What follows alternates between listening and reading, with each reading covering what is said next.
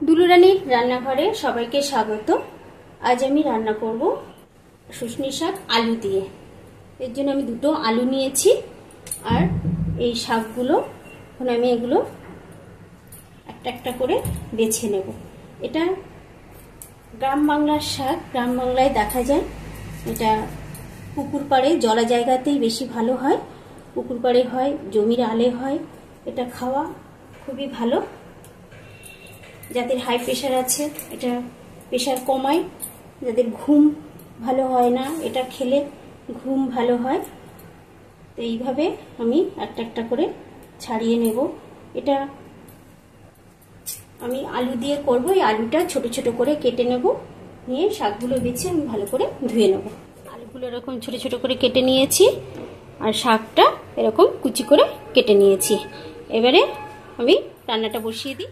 একটা কড়াই বসিয়ে দিয়েছি, এবার একটু সরষের তেল দিয়ে দিচ্ছি।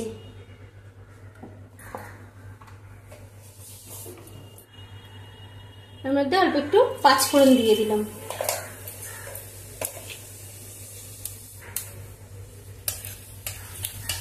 ফোড়নটা হয়ে আসলে এবার আমি এর মধ্যে আলুটা দিয়ে দেবো।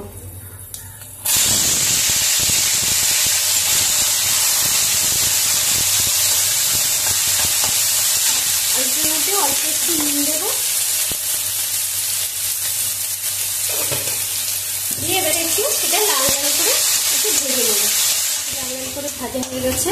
এর মধ্যে আমি 4টে কাঁচা লঙ্কা ছিঁড়ে দিয়ে দিলাম। আপনারা চাইলে এটা ফোড়নে দিতে পারেন, কিন্তু আমি দিইনি, একটু ঝাল বেশি হয়ে যাবে তার জন্য। এবারে আমি শাকগুলো দিয়ে দিলাম।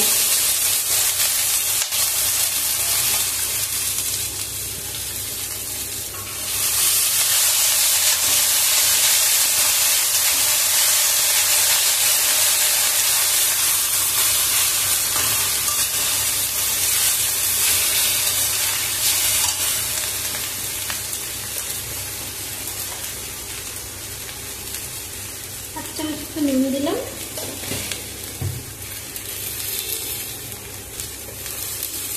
আর একটু হলুদ দিলাম। এইবার নিয়ে আমি ঢাকা দিয়ে দেবো। শাকটা ভালো করে নরম হয়ে যাবে, কিছুক্ষণের জন্য ঢাকা দিয়ে দেবো।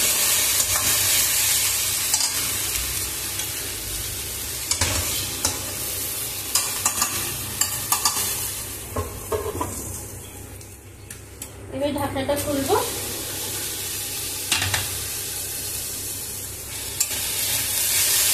একটু নরম হয়ে গেছে।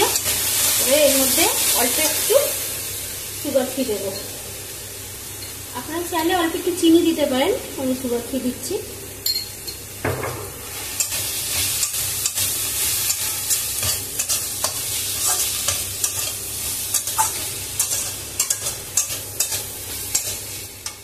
হয়ে গেছে, এবারে নামিয়ে দেবো।